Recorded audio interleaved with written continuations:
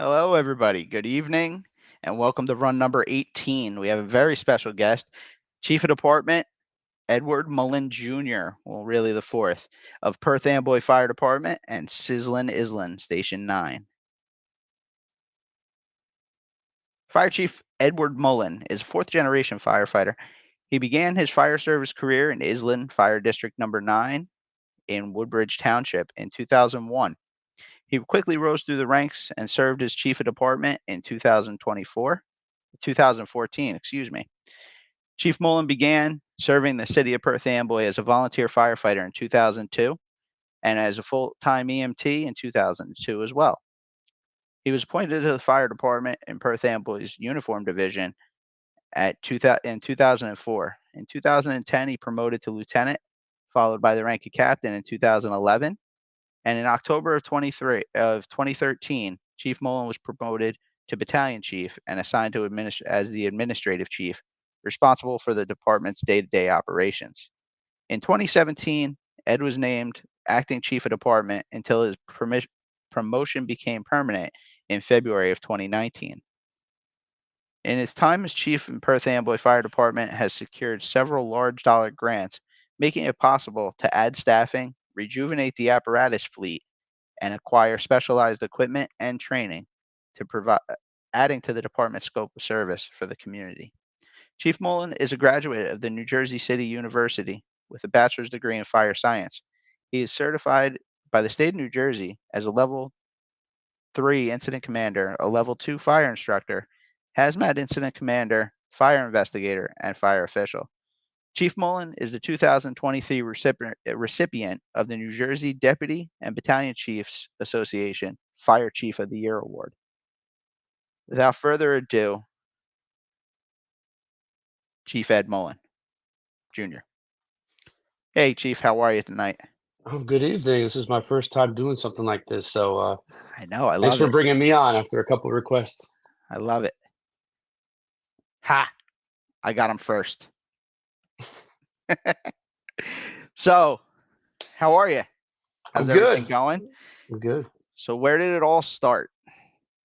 Oh, my background, this is the one thing I didn't really want to do is talk about myself, but I do have a rich history in public safety. So I know you sent you a picture, but this story doesn't really begin when I was a kid or my dad was a kid or my grandpa was a kid. But my great grandfather Ed the First, he served Perth Amboy for 50 years, and he was the fire chief, Perth Amboy volunteer firefighter back in 1953. So my roots go 100 years into the city of Perth Amboy, and then beyond that, Ed J. Jr. the second served the Perth Amboy Police Department. He was the police chief throughout the 80s and until he retired. And then my father's been a firefighter since he was 18 years. He started in Perth Amboy 1971 to 75, and then has been in Iselin for about 48 years. So Man, I that grew up looks in the firehouse. So if you're the son or a daughter of a firefighter, it's kind of in your DNA. So when you first experience the firehouse, and I think that was probably literally when I was probably a few weeks old. I would have been around the firehouse, so I always knew it was going to be something I was going to do. But I grew up in the Iselin Firehouse in the Menlo Park section of District 9, which was considered House 2. Yellow fire trucks, beautiful yellow fire trucks. I still love them. And it's something that and I always hung around my father in the firehouse. And as I became with like the teenage years, 14, 15 years old, I saw probably some people that as explorers in the fire department. So when I was yeah. 16, I joined the Explorer Post, and I got to actually train, get turnout gear, bright orange helmet, and actually ride on the fire truck going to fire calls at the age of 16 and the age of 17. And this is something I didn't know was going to become a career one day, because growing up in a volunteer fire station, he was an accountant full time. Yeah. And this is what he did. Nights, weekends, ran out. And if I was in his car, we'd go to the firehouse. I'd sit, watch the fire truck go out. Or if he's working at the firehouse, sit there, just hanging out. And actually being able to ride on the trucks as an explorer was the coolest thing ever. And I was like, I'm going to do this forever. But when I was there as an explorer, there was a couple of firefighters there that were also paid firefighters. One that is Terry Kennedy. I think you know him, and prior guest you had, Dave, Dave I saw him doing something. He was a federal firefighter. So it's like, oh, wow, when I get out of high school, maybe I could become a federal firefighter. But as I was introduced to him and some other members of the department that were paid firefighters, I learned certain towns had paid firefighters and whatnot. So once I became 18, I went to the fire academy while I was a senior in St. Joe's in Metuchen. I got my Fire 1 before I even graduated. And Okay. I was fortunate to get a scholarship to New Jersey City University. So I went to school, got a 4-year degree in fire science. But when I was 18 and I going to school, it's like I had a DJ business, by the way. I forgot to mention that. So when it comes to public speaking, I was on the microphone for 25 years, emceeing weddings and whatnot. But yeah, I got a job over at Station 7, which dispatches the 9 fire companies, and it was the 7 first aid squads in Woodbridge. So I was a nighttime dispatcher going to school during the day. And the summer of, I think it was probably 2000, uh, I saw a civil service application for EMT in Perth Amboy. And I had gotten my EMT a few years earlier, and I applied. And then right around that time, during the summer, Perth Amboy put out an article saying firefighters needed. I guess they exhausted their entire list. So both my grandmas still lived in Perth Amboy. And I made the decision, hey, I'm going to resign from Iselin, move to Perth Amboy, commit everything to there. I became an active volunteer. The end of, forget, was it 2002 maybe? And literally got a full-time EMT position. And then a couple years later, got hired as a career firefighter back in 2004. So it was in my DNA to become a Absolutely. firefighter. Didn't know where or what, but I'm fortunate enough to do it in 2 different places. Absolutely. Absolutely. Well, now, what year did, because I know way back when your great grandfather was chief, Perth Amboy was combination, but to the volunteer side. What year did they transition to a career chief? The first career chief, it got reorganized in 1999. So in Okay. 1999, there was a major reorganization. So it was always a combination department. Our department goes back to Horses. 1881. Yeah, horses and carriages. Some of the Yeah. firehouses that still stand, it's like, oh, that was designed for a horse trailing something. But yeah, it goes back in every company. There used to be, I believe, 10 companies. So there's 6 engine companies, 4 ladder companies. Each had a driver, and then a crew of 30 or 40 volunteers. So Yeah. it's a tremendously large volunteer base. And then I guess they had the bell system with the game well boxes, and depending where in the city was, they'd bring that, and then the person in the control room would dispatch the companies. And like I said, that's the way it operated for many, many years. And then the city just grew, became busier. And then in 1999, after a few different studies, it was reorganized. So it took the power from a volunteer chief to a career fire chief. And in 99 is really when this current chapter of the Perth Amboy Fire Department began. Now, real quick, if not to cut in or lose your train of thought, but for people who aren't familiar with the department, can you give us a brief rundown of where you're at now, where you guys are at, Oh, yeah. Right now, size of the city, and size of the city, we're a little under 5 square miles, 55,000 residents. We just passed New Brunswick as the largest city in Middlesex County, I think by like 100 people in the 2020 census. So we got that. It's literally a beautiful city by the bay. Our basketball team is the Bay City Bomberos. It's a lot of fun to play on that team, but we got the beautiful waterfront. It's a mix of, you name the type of occupancy is there. I think the only thing that we do not have is an airport, but got everything from single family homes to large apartment buildings with 36 units to high rises. We had 3 petroleum storage terminals, 2 Buckeye terminals and a Kinder Morgan terminal, train station, one of the county hospitals. It's a very tight, close knit, or close together urban city. and how about the here's a picture of it in the background. Now how about the department? Oh, the You guys department is currently, as of today, because we just swore in an additional 18 firefighters this past Friday. Our staffing or full career department is 84 personnel. So I've got a chief, 7 battalion chiefs, 16 captains, and 60 firefighters. okay. So what's that give you during a regular shift? If Two engines, a truck. Yeah, we staff 2 engine companies, a truck company, and a rescue company. And if Okay. everybody's in, once the probies are done with their in-station training, there'll be 5 personnel on both engines, 5 personnel in the truck, 4 in the rescue, plus a battalion chief. And then during the week, we're really staffed heavy. I got the forward administration, which is me, my operations battalion chief, my training battalion chief, and my fire official, who's a captain. And on top of that, we have off-duty firefighters that do fire prevention. So during the week, on a full day, you could have 27 people on duty. Jesus, how big is that lunch table? It's not big enough, and that's one of the things I got to do in the future. I'll tell you that. But it comes a long way back. Talking 25 years ago, Yeah. it could have been 8 people on a shift, 9 people on a shift. Even as far back as 2009, 2010, there was days that we worked with 6, 7 people covering the Okay. whole city. And when I first got hired in 2004, we were at 2 engines, 2 trucks, the rescue and shift commander, but it'd be 2 people on an apparatus. So it'd be a driver and a firefighter, driver, a firefighter, driver, and officer. And you came up to fires. You didn't have companies, but you always got the job done. And I fought a lot of fires. Either you're by yourself on the hose line, or the other engine's bringing the other hose line, or eventually you team up. But we always got the job done. It just was not the safest as it should be. We have a picture of or a video of Which one's something. this? The 97. Oh, this is a video from one of my firefighters, cement truck, who used to run fire above video. But this is a video from 97, just the old days of how a lot of combination departments operated. I don't know if you're able to pull it up.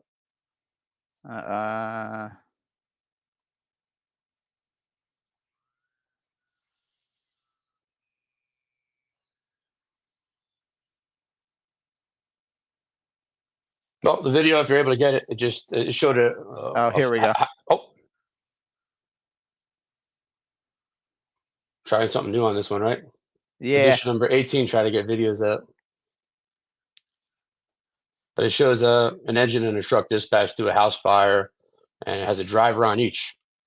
And the first engine, he pumps the line, the truck pulls up, the guy puts his gear on, puts his pack on, fights the fire. Those initial minutes, they fought the fire with 2 people. Wild. It's definitely wild, but that's the way it was prior to 99. Got a lot better after 99. And my commitment to the City of Perth Amboy, to the members of my department, is we're going to try to give you the best staffing so that you're safe on the fire ground. And we'll bring up the this Washington Street one that you were talking about earlier. I didn't see anything pop up for the last one. Is it showing on your screen? I thought I was sharing. You just showed it. Let's see. I'll tell you if I see it. Here's the 97 one again. No, it's not. It's not popping up. No.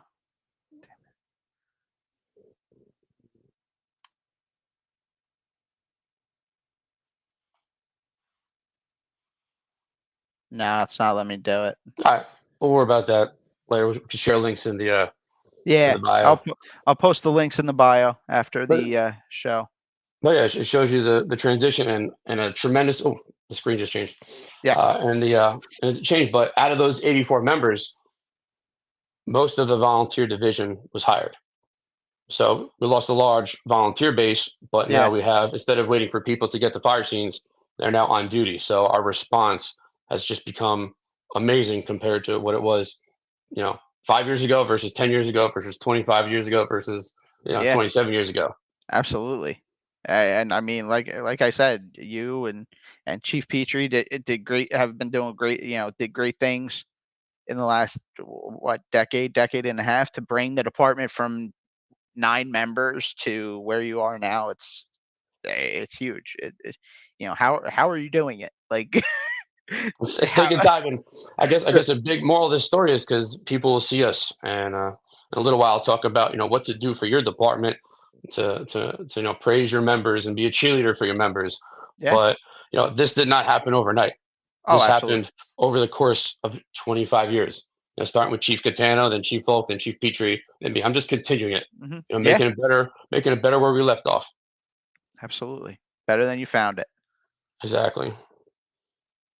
as we No, can see. hey, we could do just a nice nice comparison. But back in '99, not only when was the fire department reorganized, that's when members came together to find new things to do to serve the community. And one of the highlights to me, because Rescue One is my baby, but they started the Special Operations Division. So you had members of the department that wanted to go way above and beyond firefighting, and they started the Special Operations Team. So this was the old shift commander's car they repurposed as Squad 6.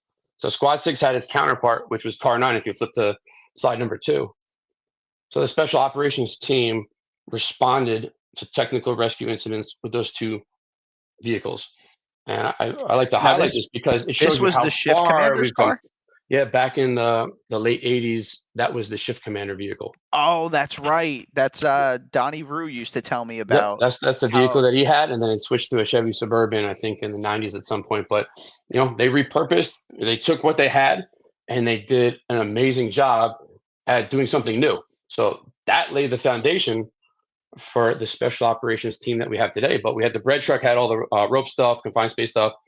This was a used truck that the chief or somebody had purchased to put additional equipment on. We were expanding. We were getting the trench rescue, building collapse, anything that we could do, we wanted to do. And this was before, I believe, there was the UASC rescue trucks out there, the UASC program. So we were the big city in the area, and we wanted a service to provide not only to Perth Amboy, but the surrounding areas. So we were getting the equipment, then we got the trucks. And then in 2003, this NYPD style ESU truck was placed in service. It was the first fire department technically rescue truck. And if you look on the front corner bumper, you see the little one in a circle. I think they didn't want to compete with the first aid squad because the first aid squad had Rescue 95. There it is. So down the road, Rescue One, that was in service 24/7, two guys. That was the truck we wanted to be on because it went to every single call, every first responder assignment. If you're a firefighter, that's what you wanted to be on. That's what I was ultimately assigned to. And then later in the 2010s, there was no longer, when they got rid of EMS in 2008, 2009, this truck was just sitting there. And me and Abe were like, let's make this the next special ops truck. So we got rid of the bread truck. We got rid of Squad 6. We didn't have that Rescue 2 anymore. And we put all the confined space, high angle style equipment on this. So Rescue 1 was running. And then this was like the backup truck. So this was sort of modernizing where special ops is going, still using equipment from the past. And then fast forward to 2020, we got our fourth brand new apparatus of the decade, which is an actual true rescue company, which is Rescue One, which is like I said, that's my baby there. But that has specifically what we needed. So that's equipped for not only firefighting, but extrication, man versus machine, high angle rescue, confined space rescue, water rescue, ice rescue, and we're about to put some dive equipment on there. The collapse equipment, the trench stuff, we're going to be putting that in an additional unit that we had in the budget this year to purchase. So that's not stuff that you need going out the door every day. It's not really going to be a life and death situation, but somebody hanging from a building or in a car or in the water, that's life and death. So we want to be able to have that equipment on wheels, ready to go 24/7. So our special ops team staffs Rescue One. Now, do you guys respond? I know it's technically port authorities, but do you guys go to the outer bridge at all for incidents? Yeah, we'll have an occasional car accident or an occasional car fire, and we're a lot closer to the bridge than FDNY. I think it's the Tottenville station. So I remember in my time, pulling up on the bridge with, maybe 6 firefighters on 2 companies fighting a car fire. Then here comes FDNY walking up with 12 guys on their 2 companies. Trucks. Yeah, off 2 trucks. So it's like, oh, it's amazing the manpower that certain cities have. And but as I said, little did I know, fast forward to 2024, we'll be riding with five members on a company. So, and then the other thing is, like, that's I highlighted special operations, but aside from special operations, the other big division was the Marine Division. I didn't send you pictures of that, but that started with a 1969 Boston whaler. We did a boat dedication the beginning of April. But like I said, members took an old first aid squad boat, painted it red. It was basically the fire department fire rescue boat. It was docked at the marina. There was no other fire boats in that area at the time. That was way before Homeland Security and whatnot. So they responded on calls on a Boston whaler. It evolved into a jet ski to get quick response. And then in 2005, the department through the county got a grant for our original fireboat, which was a 39-foot Metalcraft Marine, jet-driven boat, which was awesome. And that basically shows how the Marine Division evolved into, now we got the brand new Marine 5, which is the Captain Mike Barczewski II.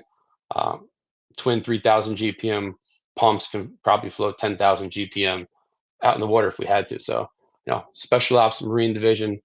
We got the dive team. Port Security funded our dive team. I got a lot of dedicated divers and tenders on that team. Fire Prevention Bureau, Fire Safety Education, and like I said, we got a foam tender. It's like every little element of fire service we're able to do. And there's not many fire departments in New Jersey for a department our the size. ambulance. We do first responder. We just don't have the ambulance. Yeah. That's So we all do- right. I'm okay with first responder. The selling point is not being on the ambulance. That's for the young guys. That's the selling point.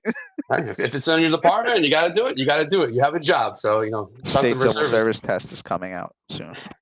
Yeah, but it's like I said, we do it all for a little department, and I'm really proud of all the members. I'm proud of all the guys that are retired that laid the foundations for these divisions to what it built up to today.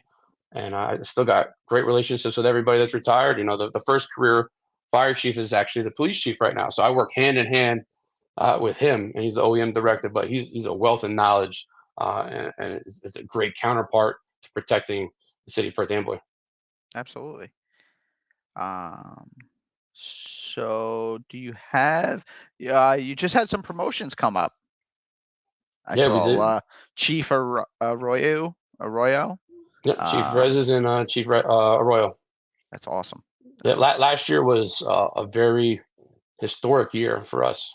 We built up, and Don Rue, back in the old days of Perth Amboy, there was just one officer on duty, and that's when they had 5, 6, 7 firehouses. So it was one officer, have to check in all the firehouses all day, running the city. When I got hired, and he carried the extrication tool. Yep, exactly. He told you those stories.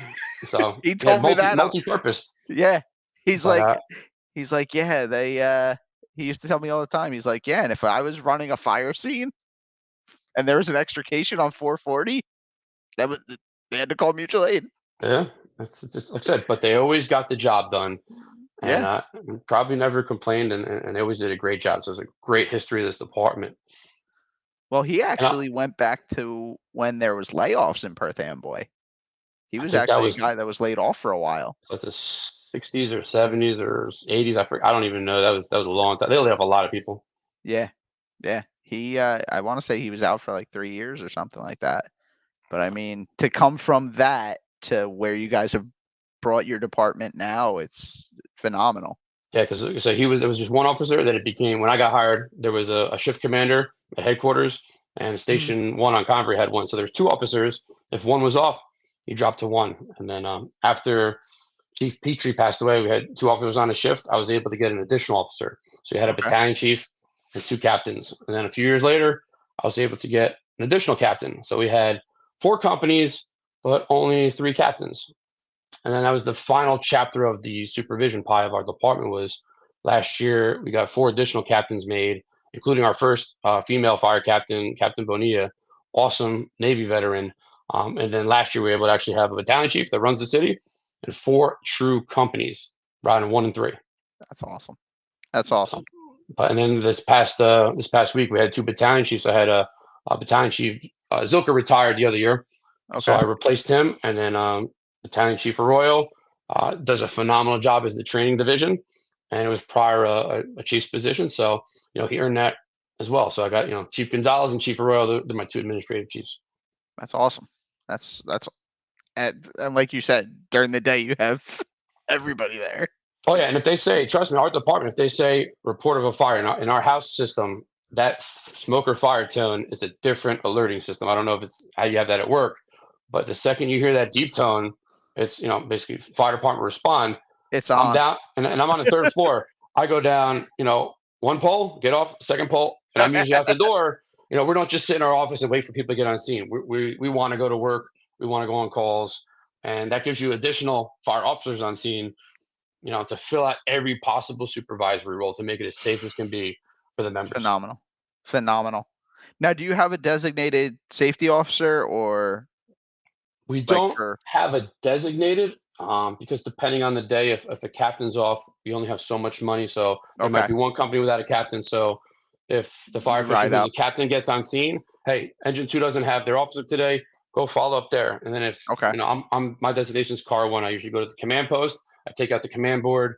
If the battalion chief is got everything under control, I just sort of step back into coordinate mutual aid or additional resources coming in, take care of accountability. Car 2 will go in and be an interior supervisor, just making sure everything's going on. And then, Okay. car 3 or 4, we could plug in as a safety officer or a Charlie side supervisor. So as it's needed, we have the personnel, but it's not designated because every situation is different. So, Yeah. but we Okay. have the resources to literally appoint that, just not spelled out who's going to do that role. And we Okay. have additional people coming in, additional officers on top of that too. Okay. Oh, to be 10 years younger. Yeah, and one good thing is I think we're very unique for city department because, like I said, we have 84 members. You compare us to New Brunswick. New Brunswick, I think, has 100, 610 members. Something like that. Other departments that have smaller population, less runs are in the hundreds. So Yeah. we do a lot with less. But well, one thing when Abe and I took over back in 2013 was you say the words working fire on a scene. So you get on scene, it's chugging away with smoke or there's fire blowing out multiple windows. You give your size up. I'm very big on clear, concise size ups, and we'll talk about that with a seminar coming up. But you say Okay. upgrade this to a working fire. That automatically out of the incident commander's mouth, because everybody has a radio of their own, take home radio, and we use I'm responding. So everybody's phone's going off when there's a reported fire. They're Okay. listening. You say upgrade this to a working fire.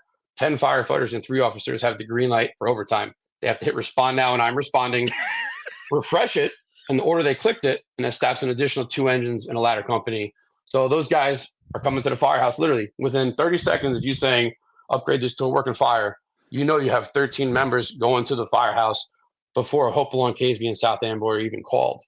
And we're able to get a reserve engine and a reserve ladder in service very quick. So that 27 during the day just bumped that response up to 40, which is tremendously safer than 6 members back in the 90s and 2000s when you said Yeah. transmit a second alarm. All right, overtime for 1 person for the control room. And there's all these guys at home sitting, but that's before you had take-home radios. Sitting there like wishing they could go to work their days off.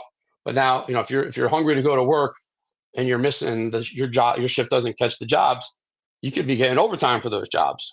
So. Yeah. But we think way outside the box. Like I said, with fire prevention, with calling that working fire, like we use our manpower and resources, I think, more efficient than anyone else, and I'm very proud of it.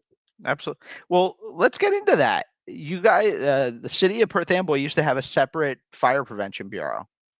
It was under code enforcement, correct? It was under code enforcement, and then I believe what was it under Chief Petrie? You guys took it over in the fire department. No. They moved it into the firehouse when they were closing city buildings in the 2010 area. So it was in our building. It didn't come onto the fire department until 2000 and was it 19 maybe? Okay. So I think we might have absorbed them somewhere towards the end. But when the fire official retired, 2019 is when we officially took it over with uniformed personnel. So now I gotta bring up this picture. I see hundreds of multiple dwellings. I see hundreds of commercial properties, industrial properties back here. I know you got refineries and railroads. What was the fire prevention program like? The staffing and stuff back then before it came under the fire department. They had 2 part-time inspectors and a full-time fire official. So they were conducting all the life hazard inspections required by the state and code compliances when a property was sold. But there's only so much they could do. Yeah, that's huge city. Yep. It's very densely populated. So now, what do you have now? Well, we have about 20 firefighters and fire officers. They got their fire inspector license, and the fire official, he's there Monday to Friday. His office is between me and the ops battalion chief. So I just opened my door and I could see him. He's that important. And the firefighters are scheduled their days off duty to conduct fire inspections. So there's 3 to 4 members a day doing inspections. And I think last year we did well over 5,000 inspections, but that's a tremendous amount of 3-family, 4-family, Yeah. 5-family, occupancies, and a lot of commercial occupancies. So the Fire Prevention Bureau is one of the trophies that has to be given to the members of this department, because they've made the city such a safer place these Yeah. past 5 years. And initially, when you're going, hey, I think there's over 1,000 commercial occupancies that weren't not getting inspected. So just think, if you owned a business or a 3-family or a 12-family, you name it, and you bought that building 30 years ago and you never had an inspection. Now the Fire Prevention Bureau's come and knocking at your door. Hey, we're here to inspect. Now, if your property wasn't inspected for 30 years, 10 years, 20 years, you name it, you probably have a violation or 30. I'm just gonna just say it like that. So they weren't very happy with what was happening. So now that we're in the 5th year of fire prevention, and a lot of these properties were at the 3rd time, the 4th time, the 5th time, there's minimal violations. They understand the importance of having a building with no fire hazards, and they have a certificate of compliance for insurance purposes. God forbid something happens. Hey, my building was up to code, and we're just making sure that all the occupants have working smoke alarms, working CO alarms, fire extinguishers. If there's a sprinkler system, that got the test reports. One big thing we ran into was windowless basements. A lot of buildings did not have a monitored windowless basement system, which cost a pretty significant amount of money. So we had to cite that code. And like I said, we've made these buildings safer one at a time. And the work's not done, because there's still a lot of properties that we got to get to. There's only so much you can get to. Yeah. But this year we'll probably end the year with about 6,000 inspections. And that goes hand in hand with our suppression response. If a fire breaks out and a detector activates, it's going to alert the residents. They're going to be able to get out while they're conscious, call 911. We get there. Hey, there's a light smoke condition. Hey, bring a water can in, bring a line in, and whatnot. We just, save minimal, no relocation needed. And versus a fire breaking out, and now you have a neighbor calling it in, and you're pulling it up.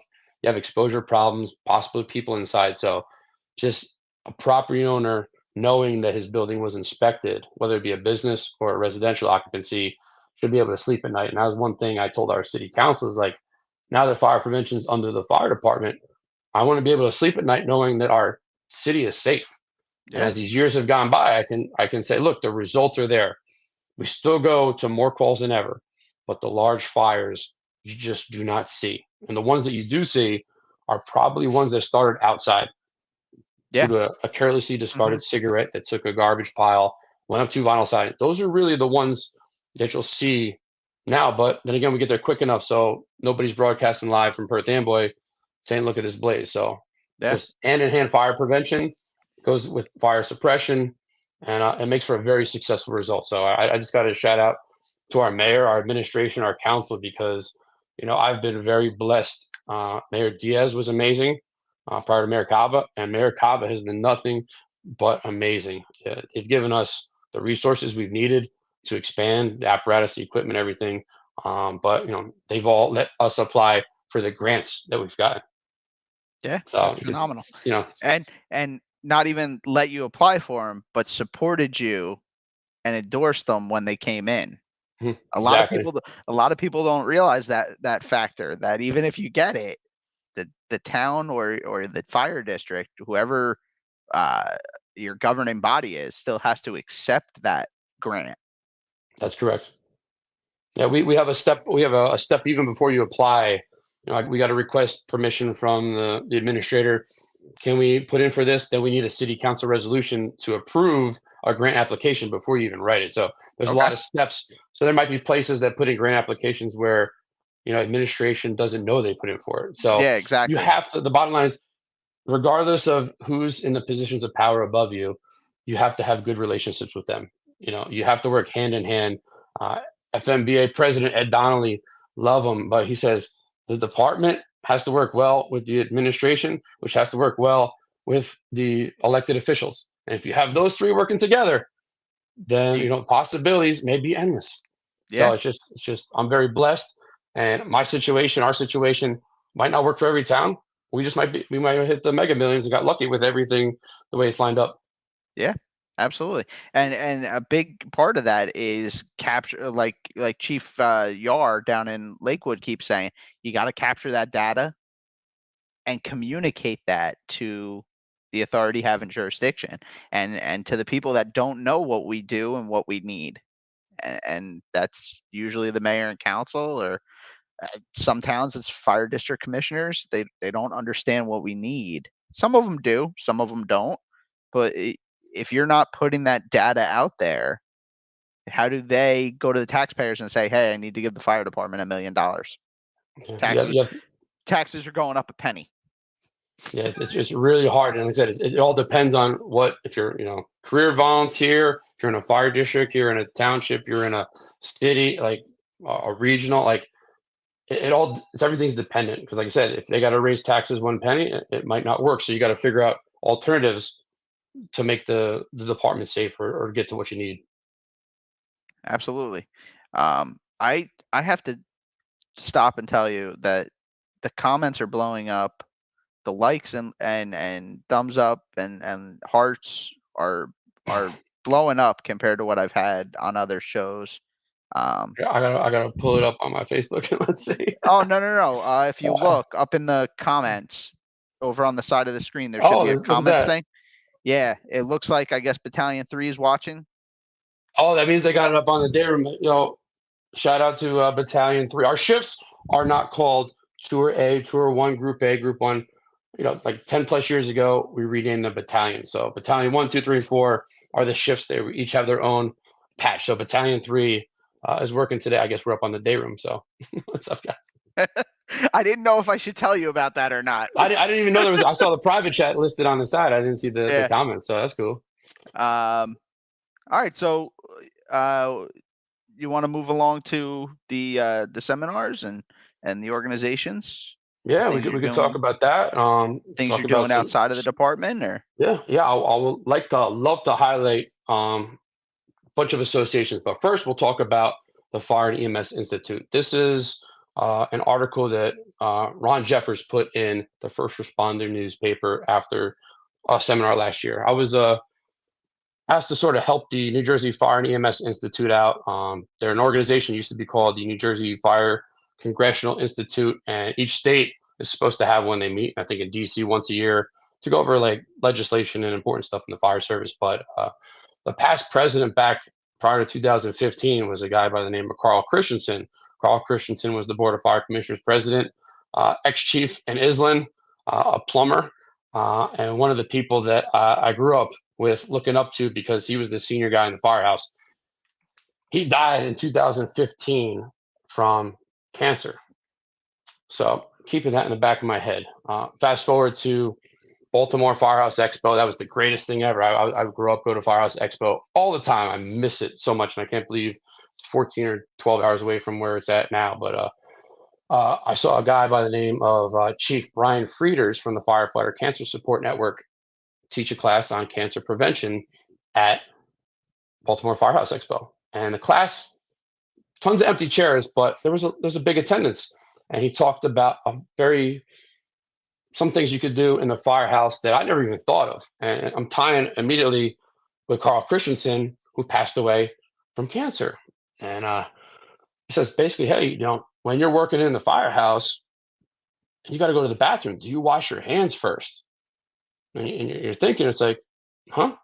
It's like you walked around the firehouse, touched the fire truck, touched your gear, you got carcinogens on your hand, and now you're touching your private parts before you go to the bathroom. Then you wash your hand. You just exposed, your abdomen and genitalia to carcinogens, which is, I think, 300 times more likely to develop cancer in a firefighter than a normal civilian. So it's like, oh wow, got to put it out there. Hey, so if everybody's listening and you're in the firehouse, make sure you wash your hands before you go to the bathroom. You just reduce that risk.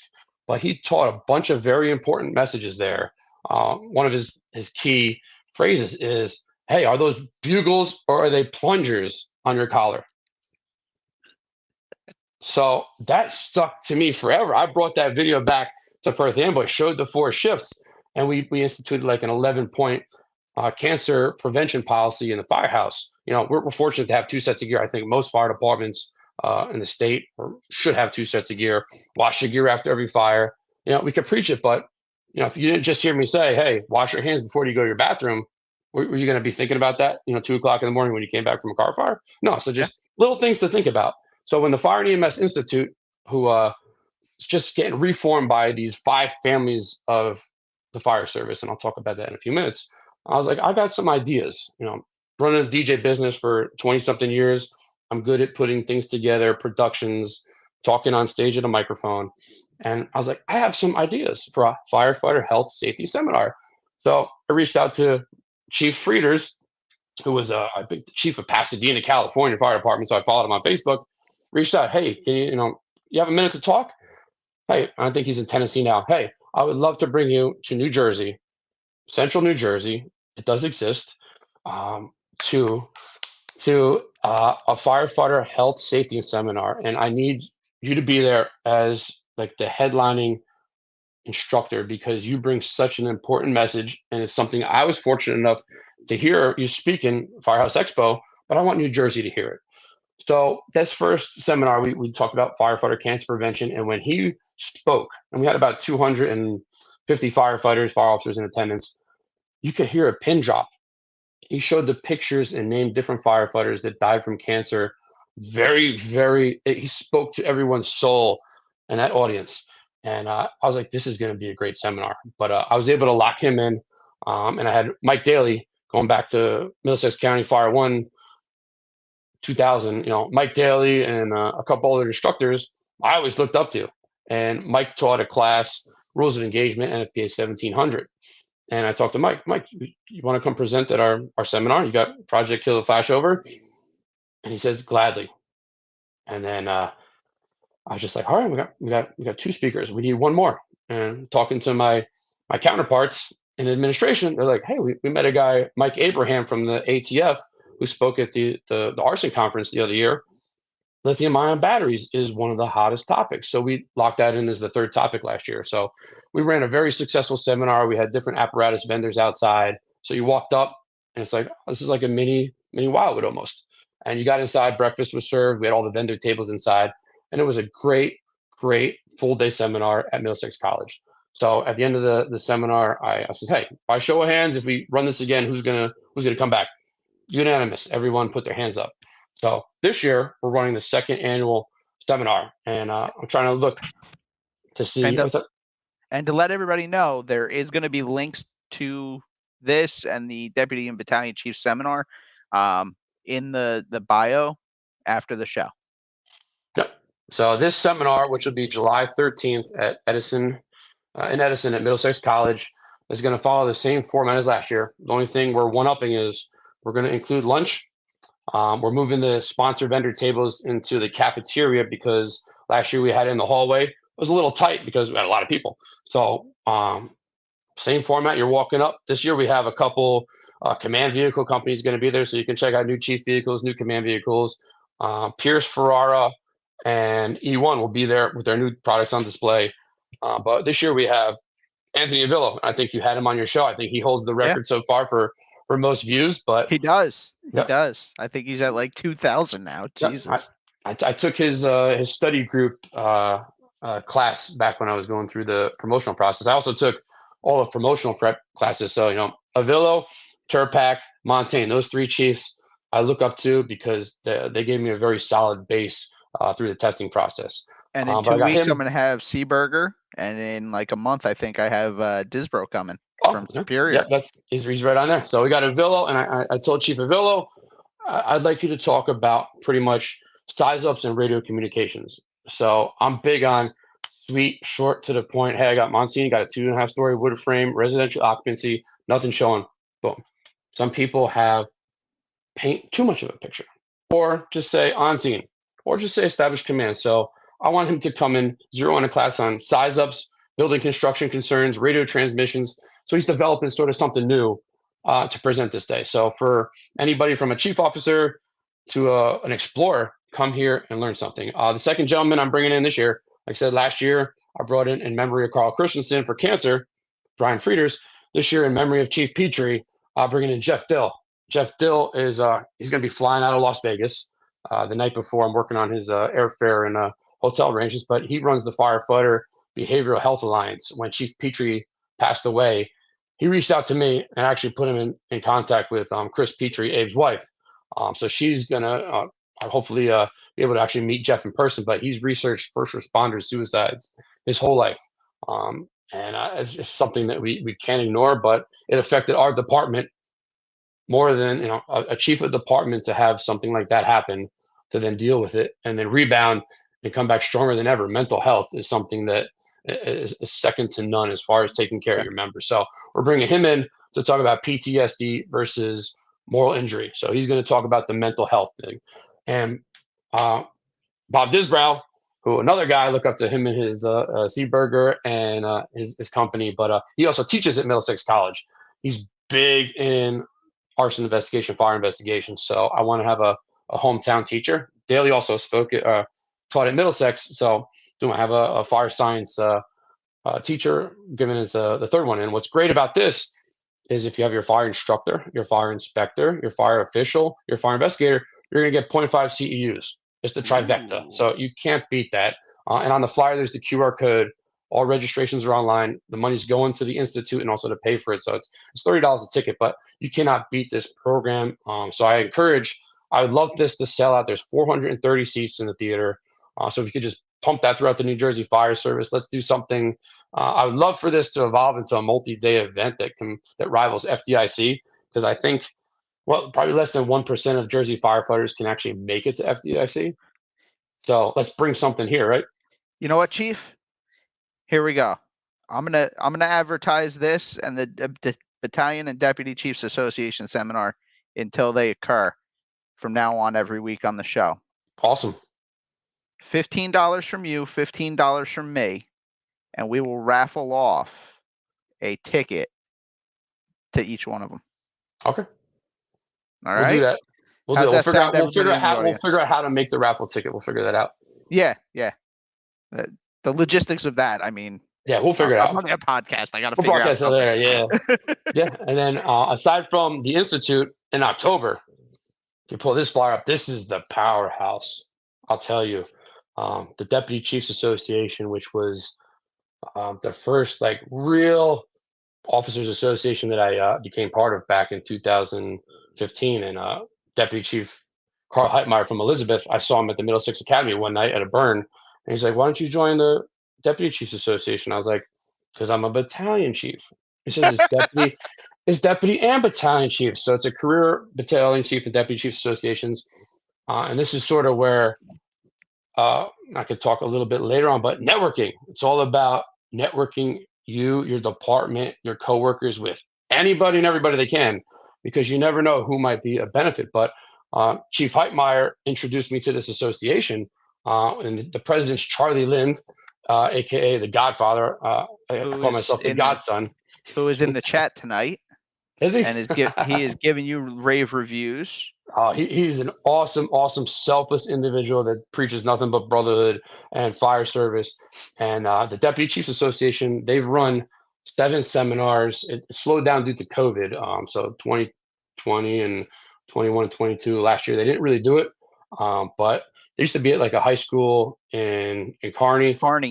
Yep. So a few years ago, they did it at NJCU, which is where I went to college. Yep. So I love it. But we're bringing the seminar back this year, literally bigger than ever. October 5th, NJCU. Tickets are $50 a piece. It's all online registration. There's 400 tickets max. This thing is going to sell out. We're well into over 100 tickets sold out, and tickets haven't even been available for that long. But if you look at all the chiefs that will be presenting, I see Chief Dunn. I see Captain Cirillo from the FDNY Rescue 1. Just sign me up and let me hear Dunn speak. But we got Avila, we got Glenn Corbett, we got Jack Murphy, we got Charlie. Aaron Heller. Aaron Heller. Yeah, we have 10 chief officers. Got 10. They're and all the topics that they're gonna talk about we're listed here. So basically, Vinny Dunn's gonna come in. He want to talk about flame over, rollover, and flashover. Boom, he's got a half hour to literally light that place up. Now we're going to be talking about vacant building hazards. Glenn Corbett's going to speak with one of the other chiefs, because vacant buildings can kill firefighters. There's no reason it needs to. So just sort of nailing that in. We got commanding the commercial fire ground. I got command and control of complex incidents. We're bringing a chief in from New York that had the crane rescue. The collapsed crane. Alteration projects in existing buildings. Hopefully Jack Murphy can make it there with us. Command perspective, do what I see is going to be a Chief Cagno, Chief Avila split class. They're going to be walking around that audience saying, hey, this is the scenario. Do you see what I see? And we're going to get perspectives of what we see. It's going to be an interactive program.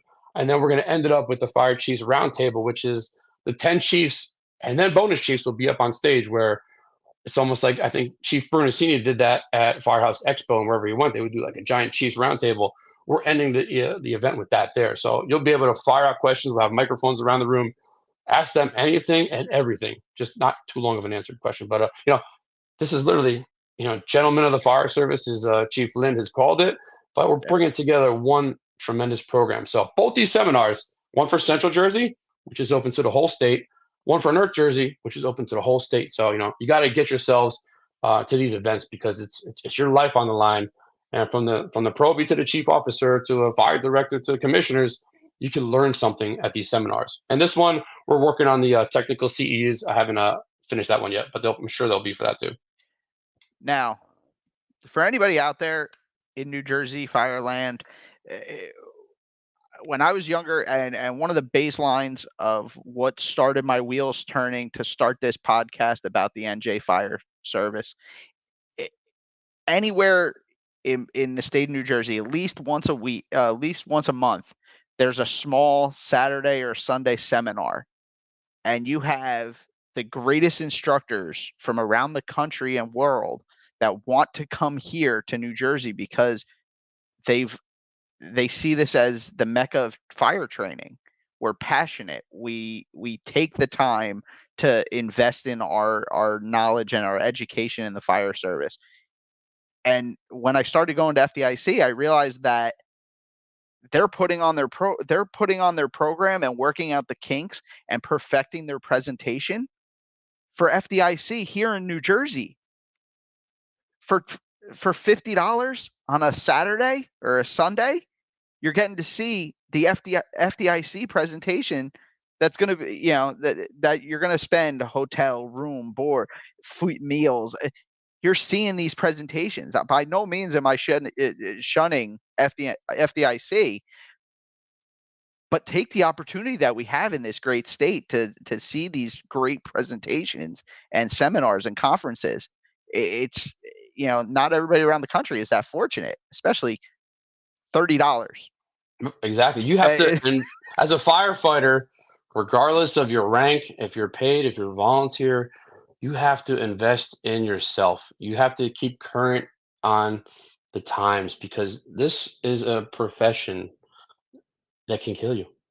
And if you're not taking the time to take care of yourself, or if you're not a fire officer that's, getting your crews educated, or a chief officer that's getting your fire officers educated, you're not staying current with the times, things can change. Like, look at the lithium-ion battery fires. The common causes of fire, discarded cigarettes. This is what I see. Discarded cigarettes, unattended cooking, overloaded electrical cords or power strips. Those are the three things I see.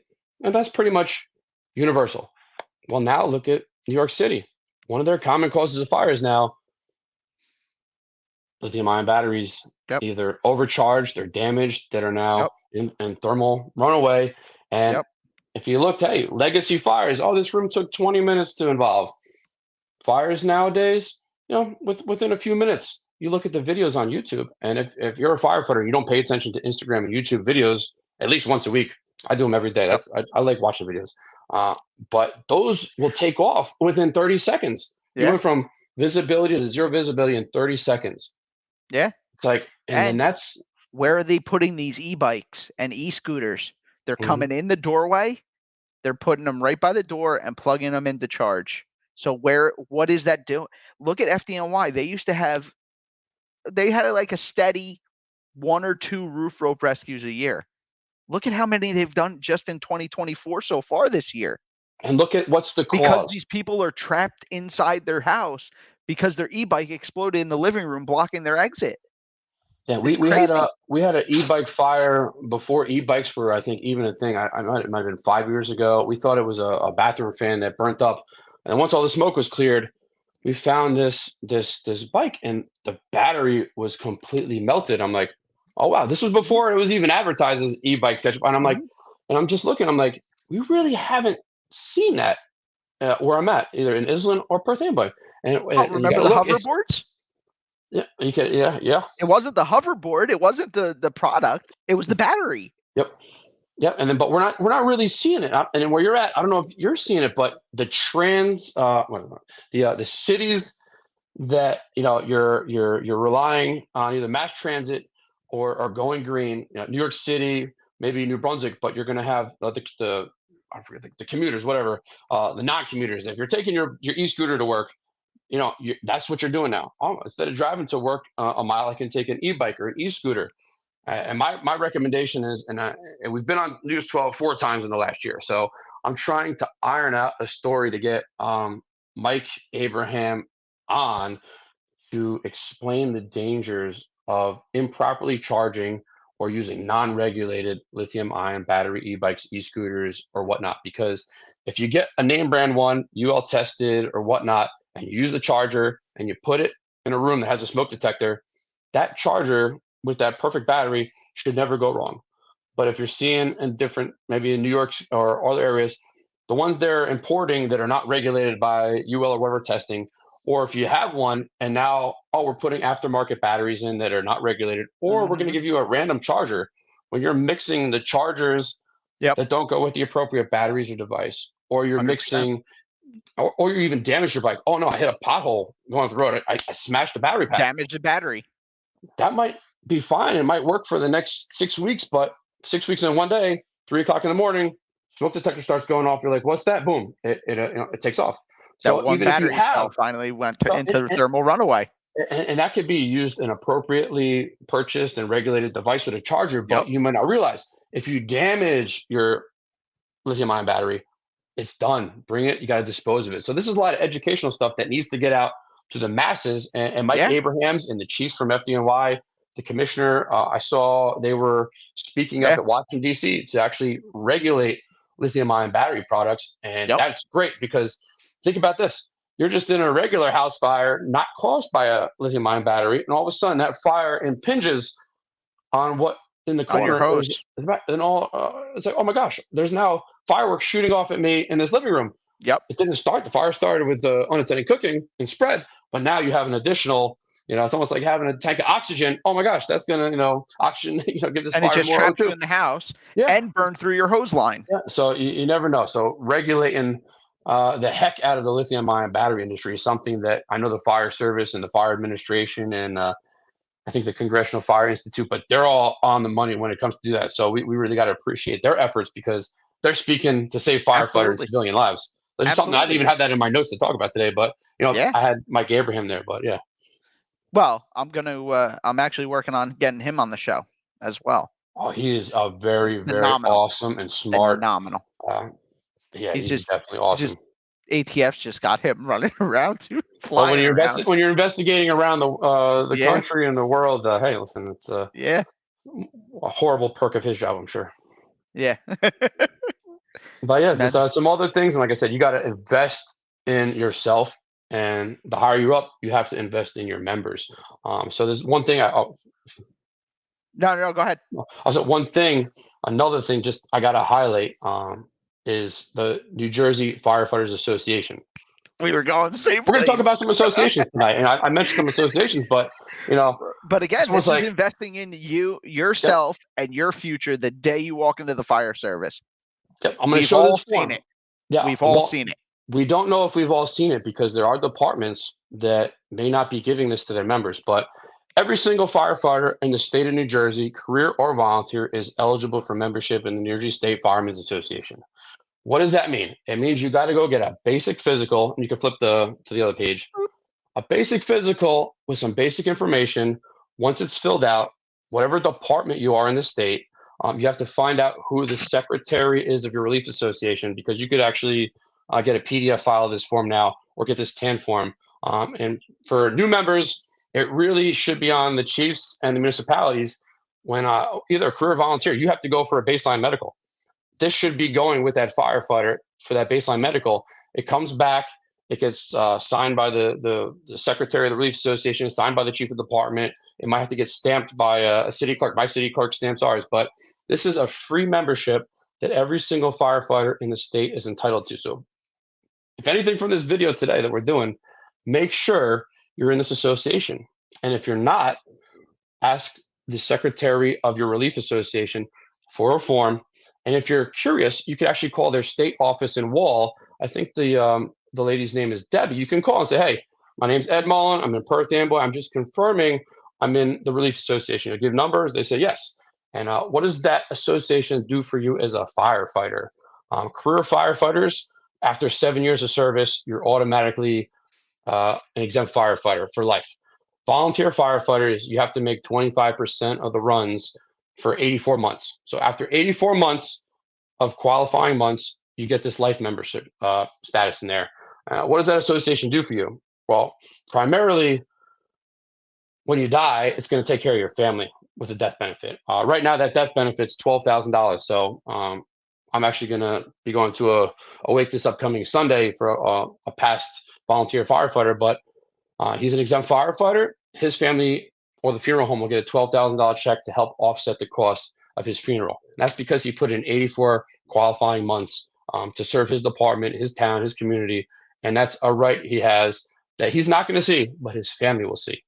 The big part of that is if you die in the line of duty.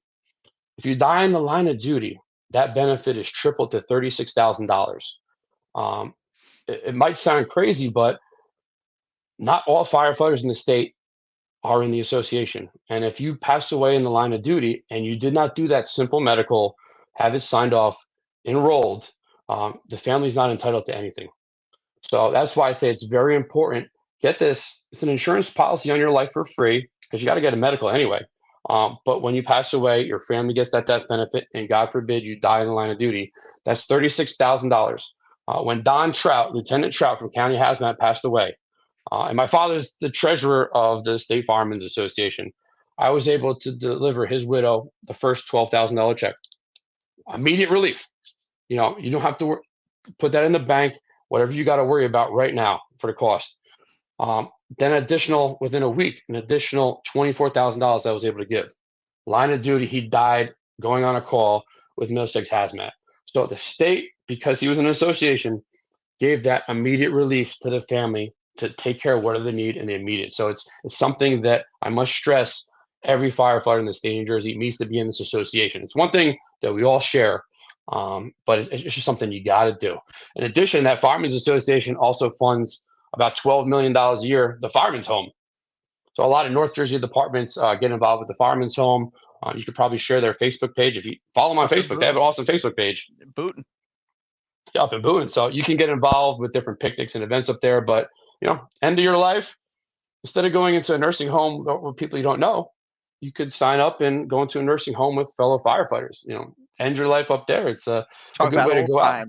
Yeah, but that Firemen's Association funds that. And the last part about the Firemen's Association, it makes you eligible for relief. So if you run into a financial situation, your association can give you an immediate relief. You give in whatever bills, you have to show proof of income. You know, something could happen and, you know, somebody loses a job, you're not short. They can provide you an immediate relief check, which then the state, through special relief, can bounce up to $9,000. So that immediate relief is limited to what your assets are in an association. I think Perth Amboy, it's like $2,700. So we can give you $2,700. You have to provide the financial need. If you need more, the state will approve you to give up to $9,000. And then there's a supplemental need. So, hey, listen, something horrific happened to my family. I think the state can give you supplemental aid up to $21,000. But in order to get that, what do you need to do? You need to take that medical and get that form submitted. So just one association, I just really wanted to put it out there. And this is the association that we go to Wildwood every year, where there's delegates and life members. And that's the September convention. It's the actual State Firemen's Association convention. So, you know, I just had to put that out there because you all have to do that. No excuses not to.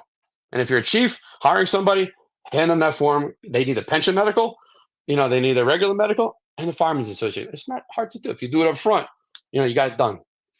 And the link to the New Jersey Firemen's Association will be in the notes and bio on this after the show is over. Okay. And then the other association I want to talk about, I mentioned the 5 families that make up the New Jersey Fire and EMS Institute. It's kind of like the mafia. We're New Jersey, right? So, but definitely no crime here. But one association that doesn't matter, career or volunteer, that a lot of fire officers, hey, you're a newly elected lieutenant in your volunteer company, or a newly promoted lieutenant in your career department.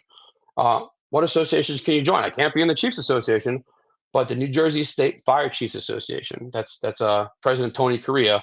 If you're a fire officer, lieutenant, captain, battalion chief, deputy chief, assistant chief, you name it, you can be a member of the State Fire Chiefs Association. I think the dues are $25 a year.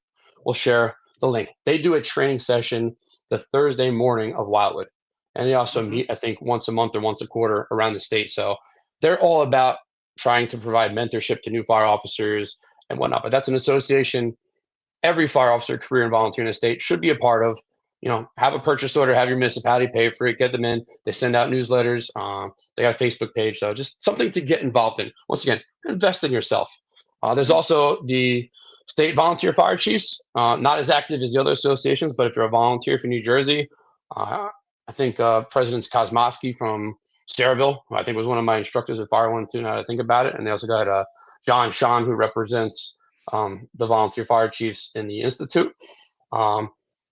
Another association where we were at the seminar, talk about, this is the year of the seminar, 2024. Yeah. We'll coin that right here. But the International Association of Fire Chiefs Eastern Division, which is made up the 5 states that were surrounding. They ran a seminar down in Mount Laurel, which comes to Jersey every 5 years. So you got to travel to either Delaware, Maryland, New York, or Pennsylvania each of the next years. But that seminar was absolutely fantastic. Fantastic. They had a mixer the night before the seminar. They had hatchet throwing, barbecue. I did not know about that. It was phenomenal. I only went down for Friday. I threw hatchets with Chief Frank Lieb, Dan Madrikowski, and to watch Chief Lieb make fun of Dan Madrikowski for not being able to stick the axe. But that's a whole nother story. Yeah, but that was, like I said, we sat in that seminar, and that's the first time I saw Frank Lieb present in public, and I was like, this guy is awesome. And then we had the 2 chiefs from Houston speak. It was like Clive and Mo. Clyde Gordon and Mo Davis. But literally, and that was a packed house, so it was a great seminar. And I think Chris Burnett's the New Jersey director. Jim Yates is the executive director, who they're both on the Institute. And then I think Joe Cunningham's the president for the Eastern Division. So that's an association. Chief officers can get in. I do have the information. I joined that a few years ago. I think the annual dues are like $215, so it's on the higher end. But I tell you, every day I get this IFC digest email where chiefs can post a problem and you'll get responses. So it's a network of chiefs, which and another one of the reasons why I'm doing the show today is you were there when the IFC president was there, Chief Butler, right? Yeah. Chief Butler, out of nowhere, gave his life story. And afterwards, we took a picture with him. I'm like, I've never seen anybody, I know lots of presidents, but I've never seen them, talk about, where they came from. And his story blows everybody else's story away. Coming from another country with your brothers, being veterans. It was just truly moving. But for him, I thanked him for his service, and we took a picture with him. Awesome guy. But I'm like, you just opened up my eyes. At least people get to know who you are instead of just the name. And that's sort of where it was. I'm here today. He said, I didn't want to talk about myself, but here I am, open up my heart and soul to you here. But but I said he led that association across the whole entire United States and then some. And again, that was another. You could hear a pin drop in that room when he was speaking about who he was and where he came from. Exactly, amazing. So anywhere he speaks, it was a complete accident that he took that to exactly to be a fireman. Just to hear someone's story. But I said, thank you for telling your story. I had no idea, but it gave me a whole different outlook on maybe I'll do something like this with you here today. The other 2 associations, which are the ones I'm definitely the most active with, are the New Jersey Deputy and Battalion Chiefs Association, which I mentioned how Chief Heitmeyer got me in there, but this is where I go into networking is key, because when I joined that association in 2015, we were meeting in Newark. You pay your money for your radicchio, and I love my radicchio. I love to eat. Oh, So good. So, but those meetings, I noticed there are probably about 90% retired guys, 10% active guys, and those numbers are changing now. It's getting more absolutely. closer to 50-50 Mhm. active, because Charlie's growing his association. We're getting the word out, but that's open to career deputy, battalion chiefs, and chiefs. But we meet the first Monday of the month, except during the summer. And when I was at one of those meetings, I met Chief Lou Pepe, who's the director of the Morris County Fire Yep. Academy. And this was right before I got my second SAFER grant back in 2015. And he invited me up to Morris County Fire Academy to see Jersey City's orientation day.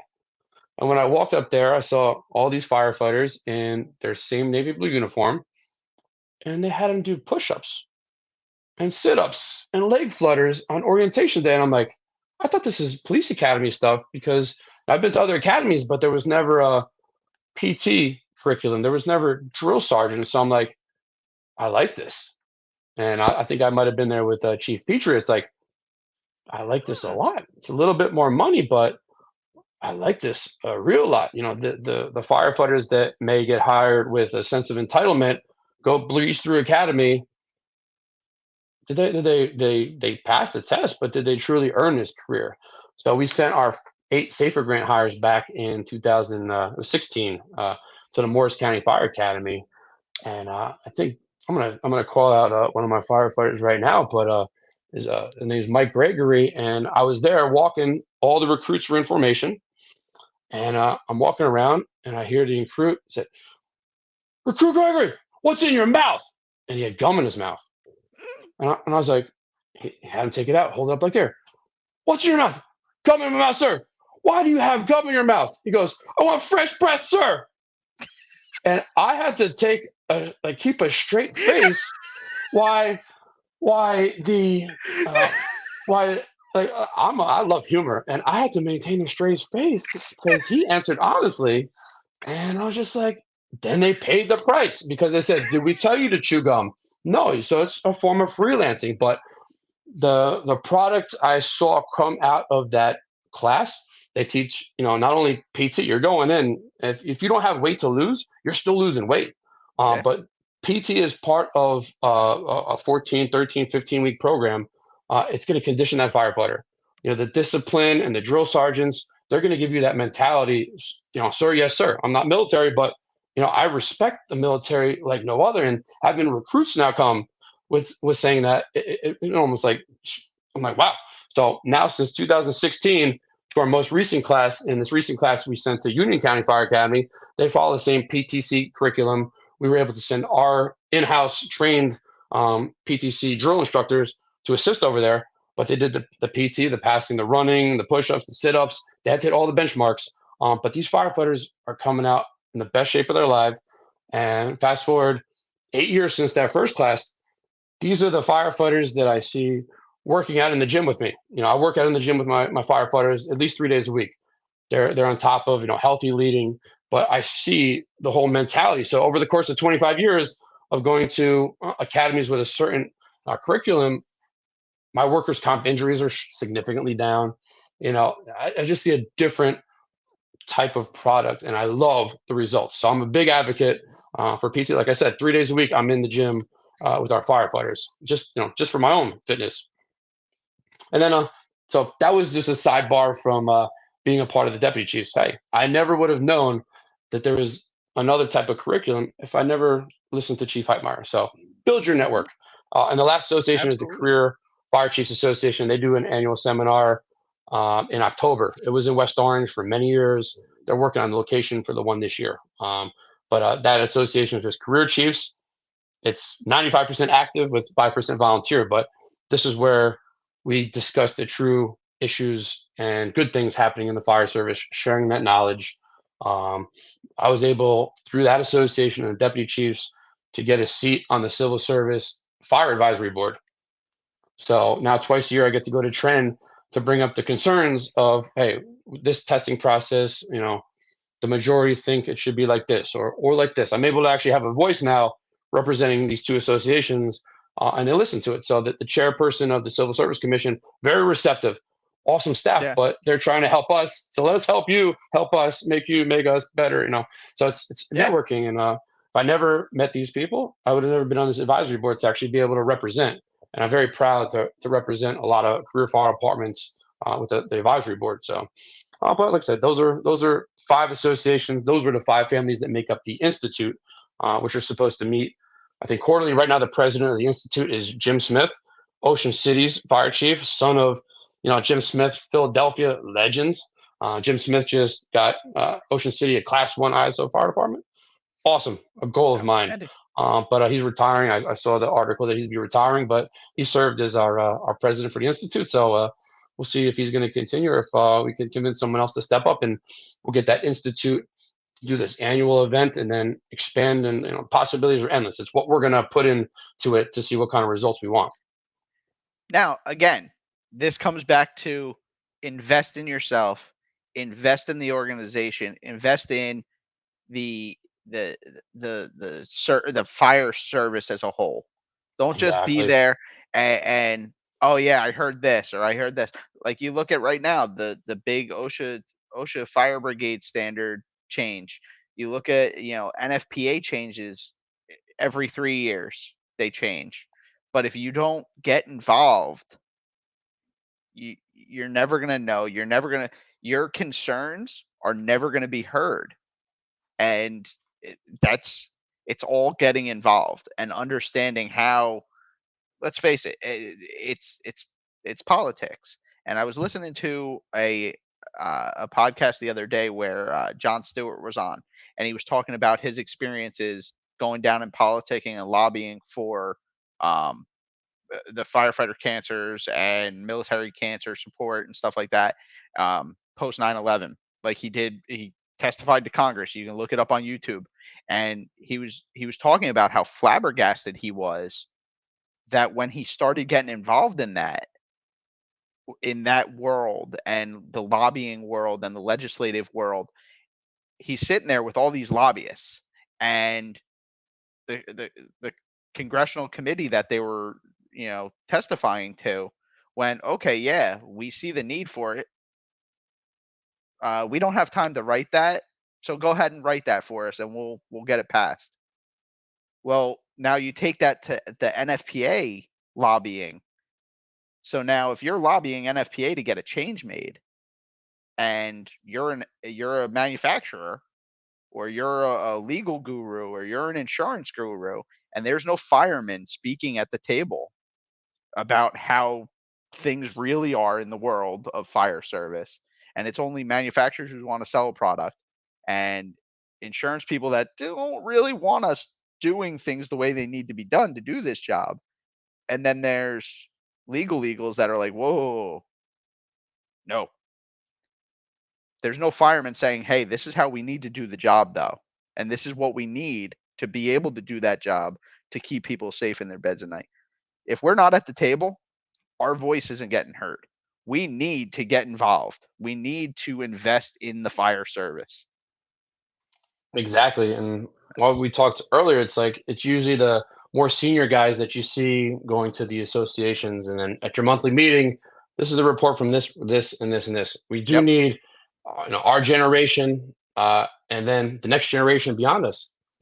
It's not what the fire service can do for you, but what can you do for the fire service? I see a big change in these next generations. Not with my probies, because I see them all commenting here, but Yeah, it shouldn't be what can the fire department do for me. you.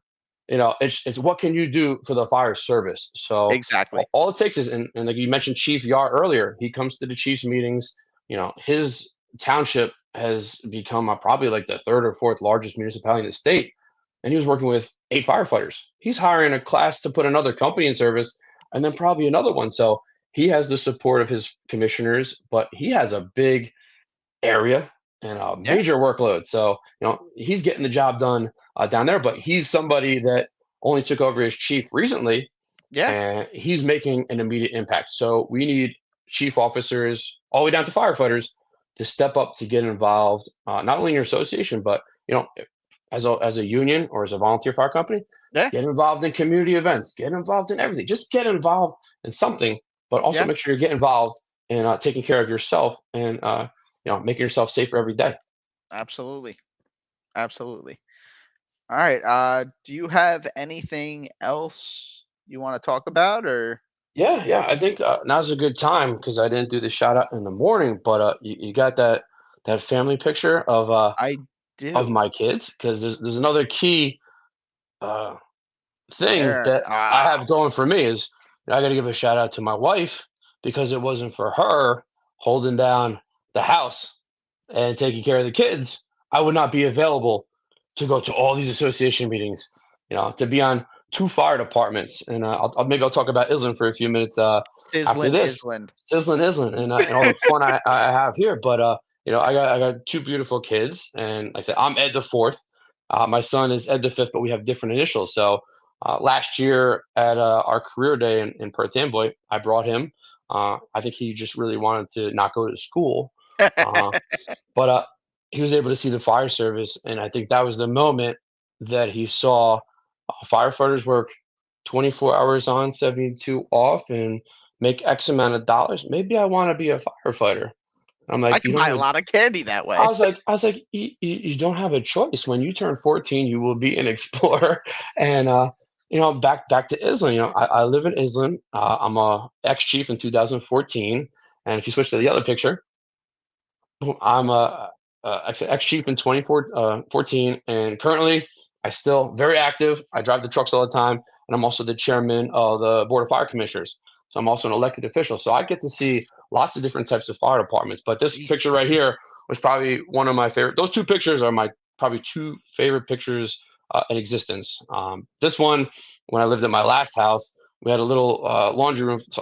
Yeah, we had a laundry room fire on the next block over, and my wife knew where the call was, so I'm on the first due engine. My father's on the second due engine, and my son's there on his 2 feet walking up. And there was like a moment someone snapped his picture, but if you look at the bottom of his coat, it says Mullen Jr. the number two. I thought there was a two Yeah, there. so there's a volunteer. So when I think the when I found out that we were having a boy, and I'm the last male Mullen in the family. My grandma had 7 kids, but 5 were my aunts, and then my uncle had a daughter. So I was literally the last male Mullen, and I had to carry the name Ed on. Like Yeah. Eddie didn't have a choice. Yeah. Not happening. So at the ultrasound at Robert Wood, when we saw that there was a Oh, member there, I was crying in the hospital, and I think at the baby shower, someone presented a set of turnout gear, made me bawl at that baby shower at the Colonial Firehouse. But they gave us a turnout gear because when I was little, I don't know if when you were little, but I had a little set of turnout gear that I says in did. District 9. So it was awesome. And then flip back to the other picture because then Eddie outgrew his, and then it fit in Maddie. So Maddie's my little ballerina and dancer, and Eddie's my gamer. But like I said, that's she now fit in that gear. But this is back. I was still a battalion chief, so this is probably 2004, 15 or 16, and the year I was chief. Think about this. I had the unmarked Tahoe in front of my house, and I had the marked Iselin Chief truck Tahoe in my house. So I'm Speaking somebody of that. speaking of unmarked Tahoe in front of your house, I wanted to bring up after you're done this, I want to bring up a video that surfaced on social media a couple months uh, ago. Yeah. So, like I said, if it wasn't for my wife being able to take care of my beautiful kids, then I wouldn't have the time. So I got to say thank you. So I'll fast forward to 1 hour, 24 minutes, and 14 seconds to my shout out to my beautiful wife, Ashley. I love you, and I don't say it enough, but there you go. So a video on social media surfaced a few Mhm. months back. Are you trying to get into law enforcement as well? Neighbor's car was Oh, getting stolen, getting broken into, or their house was getting broken into. You jumped in the Tahoe and took off down the street. that was mine. They were trying to break into Oh, our they're house. trying to. Oh, Yeah. your So house. yeah. It was some I don't know what their problem was, but the neighbor knocked on my door and said that they're trying to break in your house. So we went after them, and the Woodbridge police were able to arrest them. So yeah, but and there was another time. Yeah, no, hey, listen, I have police due to my grandfather being the police chief. God rest his Yeah. soul. I have that detective blood in me, so I'm able to hold it down. But Iselin I've been on. If it wasn't for Iselin, I would have never had the path lead me to Perth Amboy. But Yeah. and they sort of go hand in hand because I served as chief in Iselin 2014. So, and I was under my dad. My dad was chief. So 2010, 11, 12. And I didn't get you this picture, but I had two chief trucks there. So he would be in chief truck. I was deputy chief truck. So we would pull up to everything. So if you're getting to run a fire department with your father, like I don't think it could get any better than that. Other than when I'm riding with my son one day. Yeah. We had a lot of fun, but I learned a tremendous amount of things from all the members there. A lot of the members that I started with there, like I said, you had Chief Mullen. He was there now. I had AJ, somebody I looked up to growing up because he was always the cool guy that was ready in the firehouse, and then his brother Chris, and Andy, who's down in Florida. I have a friend Brian, who's a captain in Linden. I have Matt, who's a captain in another town. But all the explorers all made something greater themselves, and a lot of them became police officers too. So I had a lot of great people. So now I'm sitting there as the 41-year-old, and we have a very big Explorer post. Our Explorer post there has 30 members. There's a waiting list to get on it. So, Oh, wow. volunteer departments for recruitment and retention. If you don't have an Explorer post, then I don't know what to tell you other than get one. Have your junior firefighters, have your Explorers, Yeah. because last year I think 6 of them turned 18, all graduated the academy. So now when I go to the firehouse for a call, I see myself in their shoes, like, oh, but now I'm looking at like, oh man, which old guy did I fit the shoes of when I was 18 years old? And I'm there just and then I get to ride. I convinced Carl Heitmeyer to join back up. He lives 5 houses from me, so I get to ride on a fire truck when I'm not in Perth Amboy on calls, and then my dad comes out of the other house. So I enjoy this 24/7, 365 is nothing but in my blood. But like I said, I've all the stuff I did in Iselin, equipment we've bought as I moved into administration in Perth Amboy, having that experience Mhm. and knowing different products and vendors, I was able to really use that to benefit Perth Amboy. So a lot of stuff goes hand in hand. And if it wasn't for Perth Amboy with that work schedule, 1 on 3 off for that first half of my career, I would have been at Iselin around a lot. So they both definitely great fire departments, and I'm proud to be a member of both. And, proudest to be this following the legacy of my great grandfather, my grandfather, and my father. It's Yeah. just awesome. I get all the smarts from my mom, so through the testing process, I shout out to her and my father and everybody else. But it's just been one incredible. And I'm in my 20th year with the fire department in Perth Amboy. And I think I have a little less time in Iselin because I had to have a break in service when I moved out of town. But it's like I said, I love what I do, and seeing all the people in front of us that did something, we've been blessed. So now it's time for us to pay it forward. And I'm on a level where I could have a lot of influence and I can help a lot of people. I've been fortunate. A lot of people, when we get our grants, hey, who's your grant company? I learned how to write these grants. Yeah. So I've shared my grants with other chief officers and said, listen, I will help you write a grant. There's neighboring towns. I says, listen, I've gotten 3 safer grants in the last 10 years. Little ones to big ones. I will help you because grant writing for AFG grants, safer grants, is extremely, extremely, extremely, extremely competitive. Yep. That's all I got to say about that. And shout out to. And I've been a peer reviewer down there in Emmitsburg. It's not something like, oh, we're just going to hire this grant company and they're going to award us, 100,000. No, it's really difficult, and you got to compete. So I've been fortunate to take all that knowledge and put it into nice, package and just deliver on things that I promised to my members. And I appreciate all our firefighters, all of our captains, all of our battalion chiefs, and all the volunteers in my volunteer company. And it's just been one heck of a ride as I'm 20 years in. I just can't believe how much time goes by because you blink your eyes, it's like, oh, I'm 5 years in, I'm 10 years in. It's like, enjoy the time while you're here, but do something with it. Yeah. So you can have a long and healthy retirement. Were you able to pull up that Washington Street video at all? No, that was one of the ones, but I have this. Uniform 8. Yeah, and then it comes down on it.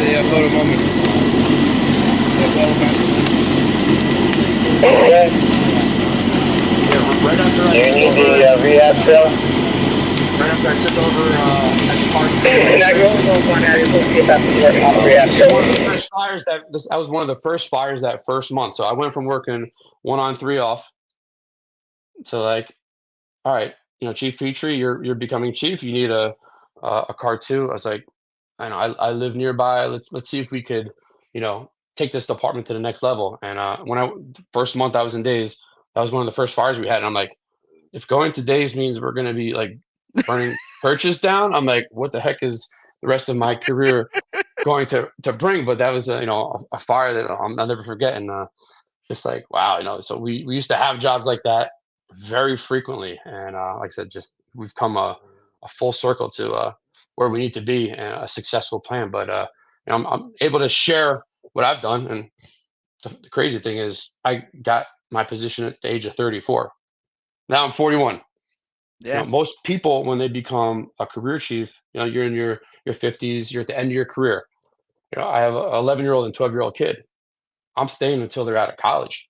So I'm here for the long haul. So I'm here to network, and I gave some shout outs, but there's a lot of big city chiefs that have retired that I made friends with, and now I'm making friends with their successors. And like they look at me like, who are you? It's like, aren't you young? I'm like, yeah, but I've been here for like almost a decade. They don't understand my story, but I'm like, listen, I'm here to help you. Don't try to reinvent the wheel. We have this network of chiefs. We have this network of firefighters.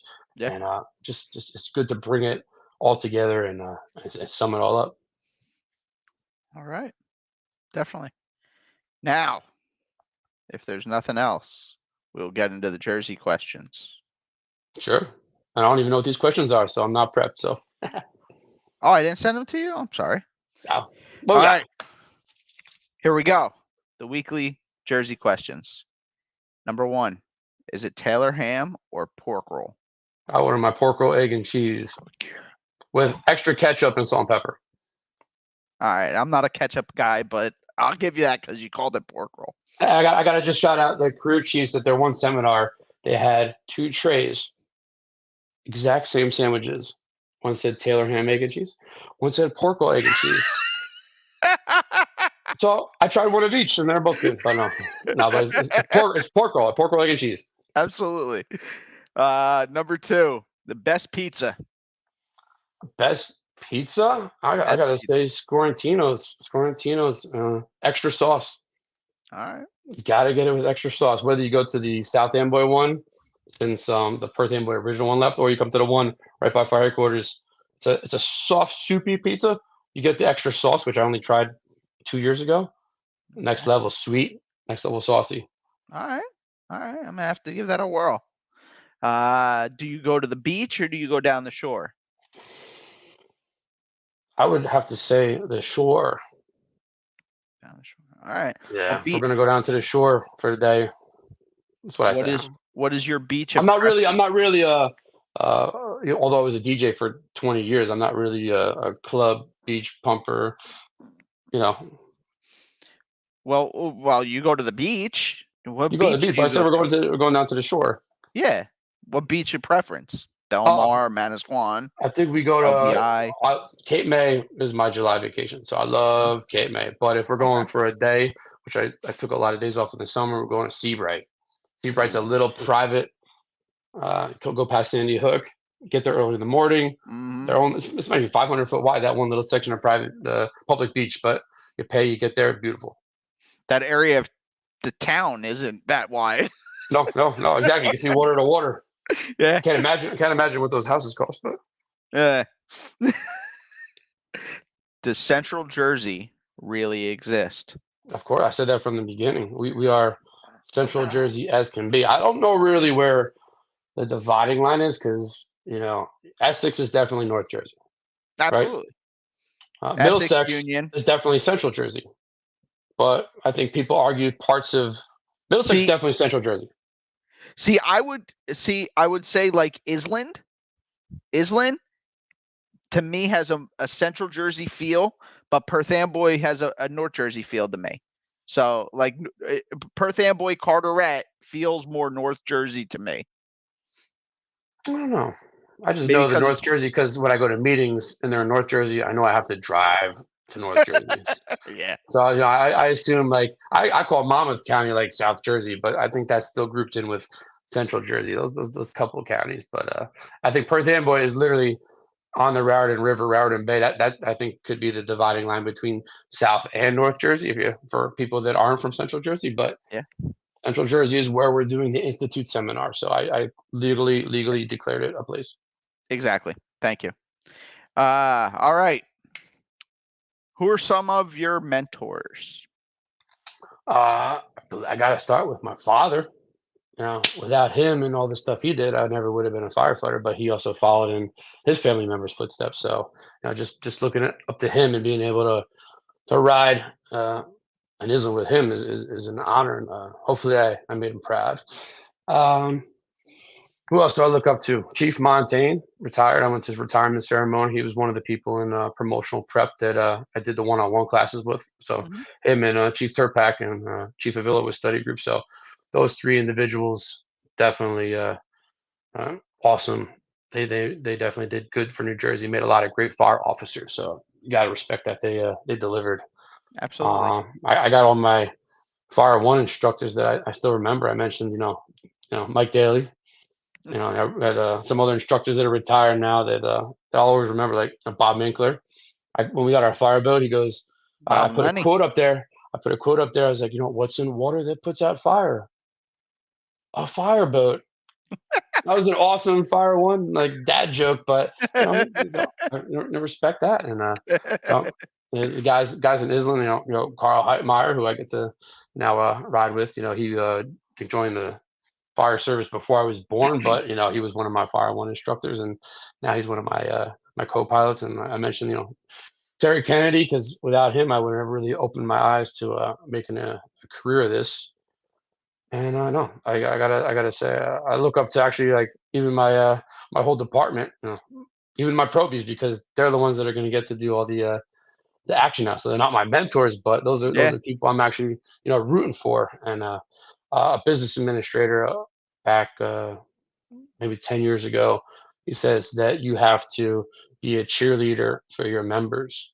And we didn't talk about this earlier, but if you're a chief of department or you're in charge of your department's social media page, we didn't talk about this, so this is bonus content, but you got to get pictures of what your members are doing, the exciting stuff they're doing. If there's a ceremony, you have to put that on social media. And if you have a municipality, make sure it's cleared with the public information officer, and make sure you never put anything bad up there that OSHA can see. So really screen what you put up there. But this generation, my generation, the generations after us, we have strict social media policy. You're not putting pictures while you're on duty. So the stuff they're doing in training or a notable incident or some situation, if I'm able to translate that into a story, it's about my members. I want to put them on a pedestal. So the louder you can cheer for your department, the better the public's going to perceive you as. The better all the departments are going to be like, oh, look, let's try that, or let's network. So we try to be a role model on social media. But if it wasn't for that BA saying, listen, and this was after Abe passed away, like, you got to really be a cheerleader. So if there's anything, if you're a chief officer, you better have your pom poms and cheer for your members, because that's they get to see it and they reshare it. And some of our posts get 250,000 views. Stuff we share online it goes viral. And one other thing, if you are running social media, because I've seen this in the past, be very careful who runs your social media page. Because sometimes it can be one-sided. There's 4 shifts, but hey, 2 or 2 did this, 2 or 2 did this. The other 3 tours are going to say, what is this? So you won't see me post anything on our Facebook page that says, unless they did, like I said, Group 2, Battalion 2, they replaced the floor. They get special recognition. But you see, hey, members of the department did this because we are a team. And at the end of the day, we got each other's backs, and you gotta respect that, and you gotta represent them to the public. But you're able to scream that in social media. So I'm big on Facebook, not really on Instagram or anything else. But listen, that as you move up in your department, raise your members up in the image of the public. Just a little side little tidbit. Absolutely. You know what? A pat on the back means a lot, and it goes a lot further than people realize. All right. Second to last question. I'm almost done with you, Chief. Until I think of something else to talk about. Yep. Proudest achievement on the job. My proudest achievement on the job. Or accomplishment. We have had so many. I just think you name the fire department. I'm just proud of everybody there and everything we've accomplished. I don't know if there's one specific thing I could point out. What's the most recent thing? The most recent thing was when I got a notification from Booker's office that says, "Congratulations, you got $3.6 million." I remember paging my admins. I started crying and I read it to them, and it's like, we accomplished something amazing. And here we are this past Friday. Those firefighters graduated from the academy. So that's my new highlight. So it's almost like I've had a ton of proud moments. It's just like, what's going to happen next? And somebody asked me yesterday, what's next? We got our supervision, we got our staffing. Well, we're going to build a firehouse next because we're going to put a second firehouse up on the other side of town. So I don't know if I had a specific proud moment, because I just really never thought about it like that, because it's really cumulative. Well, because you keep pushing the bar up higher and higher. Yeah, just don't ever settle with don't ever get complacent. Just keep pushing. Yeah, exactly. Keep pushing the bar until keep pushing the bar. Yeah. And if you can't go any further, then jump on top of that bar and find another one. Yeah, definitely. Bend the bar. but the grant, I guess if you sum it up, the grant work and the successful grant, we've got a lot of grants turned down too. So don't get me wrong there, but just the grants we've been awarded to let this department get to what it is today is probably the proudest thing, because without that, we wouldn't be where we are today. So definitely. Absolutely. Now, what advice do you have for the fire service? I mean, we've hit some key points tonight, but what do you have? Yeah, we said a bunch of stuff today. This I mentioned it in the swearing in speech. Every time we do a swearing in, I'd sort of take the prior swearing in, highlight stuff, and then rewrite it so it's fresh. But I said this job, this profession, this career volunteer, is something that can possibly kill you. So for something that can possibly kill you, you need to train your butts off. You need to do everything you can to prepare yourself to be the best firefighter you can be, so that when that possibility of a very bad situation occurs, the training that you did will give you the probability that you're going to get out. There's times I almost got killed in fires back in the day, and by luck, I think I got it. It wasn't training; it was luck. I got out of some of these situations. But I don't want my firefighters to ever be in those situations to begin with. I want to give them the supervision, the additional staffing, the best equipment, to be able to get out of the situation. So if you're in the fire service and you're not watching videos, you're not watching YouTube, you're not busting the chops, being the Monday morning quarterback for some horrible situation that then listen, get on that stuff. Get involved in your department, invest in your department. Some people are content with being firefighters their whole life. That's cool, but master your craft as firefighters. Those that want to advance, read the books. Firefighter. Read the books. Be the best fire. If you got, I'm a big supporter of higher education. If you are able to, and you can, go get an associate's degree in fire science. Jersey City University, they got a bachelor degree in fire science. They use the promotional books on the civil service exam as their curriculum books. So if you're getting out of high school and you want to be a firefighter, that's all you want to be. Don't get $200,000 in debt to go to some college to get a random degree.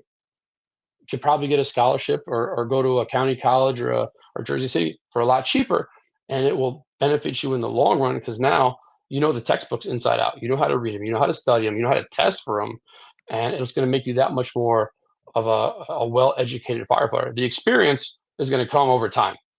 Yep. And it's just like me, like working 1 on 3 off.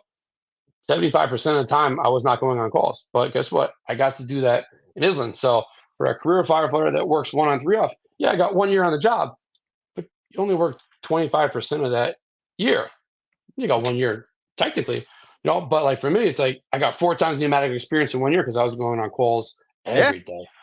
So the people that want to volunteer on their days off, cool. If they don't, cool. But you could do whatever you want, but invest in yourself. And then when you get to a point where You can then start sharing information. Even if you become, hey, I'm 3 years on my company. Hey, I'm going to become a lieutenant. Yeah, guess what? Now learn how to become a lieutenant, a supervisor, take more classes, learn how to run a scene, learn Yeah. how to do size ups, and now it's your job to train those probies that are 3 years younger than you. But it's just gonna cycle of the fires will always come, and our career here is only so much time. So enjoy every minute of every day, of every shift, of every week, every job. Be as safe as you can be, train as much as you can be. Don't burn any bridges. Another thing. Don't be talking smack about people, because if they don't deserve it, it gets back to you, it's going to mess up. I'm big on reputation. You build up the reputation of a fire department, and I almost tell my guys that badge has the city seal and the city name and the title on it. You represent everything. So what you do Yep. can affect the reputation. So always think what you're doing. To everybody out there, I just wish everybody has healthy, long careers. One thing we didn't mention, I told you I'd segue to something else, but the firefighter cancer screening, through the Career Chiefs Yeah. Association, we're about to implement all career firefighters in the state. It's going to be mandatory that they get screened for cancer once every 3 years, once you have 3 years on the job. We just set up the contract to start getting guys screened in July. We're going to have to now learn, I don't know how many career firefighters are there in New Jersey? 10,000. I don't know. I'm just going to throw up 10,000 hypothetical Sure. number. But there's, statistically speaking, out of those 10,000, if everyone goes for their cancer screening, which we have to encourage them to go to, it's not mandatory that they go, but it's mandatory that we offer it. Get screened. A lot of us, if not everybody in the fire service, knows somebody in their family or a firefighter that died from cancer. Those 9/11 deaths from or the FDNY related WTC illnesses, the cancers, killed more members than died on 9/11. Yeah. So cancer is going to be the number one killer of firefighters for years to come. So get yourself screened, and if you're a volunteer, go for a regular medical screen. Just get screened for cancer, but also know if you're a leader, there's going to be, statistically speaking, members of your department or members they get diagnosed with a cancer.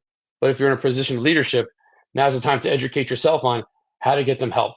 Talk to the firefighter cancer support network, because these next couple of years, as this implements, we're going to see a big uptick in this, but we're going to save those firefighters' lives.